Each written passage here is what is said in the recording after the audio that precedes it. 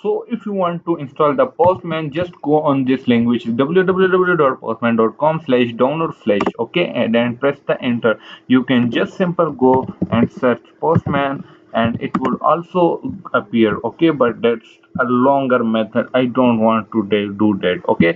So this will appear on your screen until it gets completely like rendered. You have to click the download, okay. So I will wait until my internet connection speed get faster. So guys, here you can check the download is option is come, but if you don't want like you have Linux etc, so you can change it for from here, okay.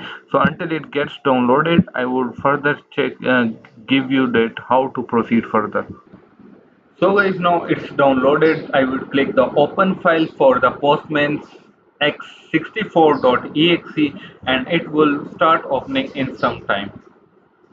So guys, our setup is getting started. Here you will see installing Postman, and here the thumbnail of Postman is also on the desktop. So let's wait and I will show you step by step that how to complete the Postman installation and like very easy step by step procedure. Let me off the fan just because it's causing a lot of voice. Wait for a second. So finally, okay, so here I have to create an account. We can just without an account we can continue, okay. We don't need any account, okay.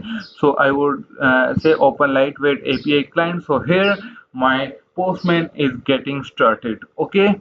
So as I am working, okay, I am working on a project. I would show you that how Postman works, okay. So guys, you will open the Postman and here you can choose any method which is like get, post, put, patch, delete, head, options, etc.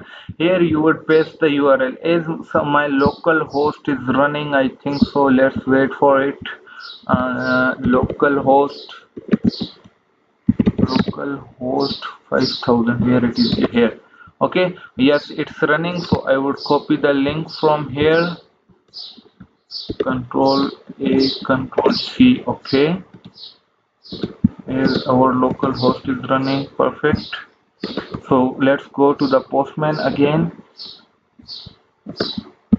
Here I will paste the link which is like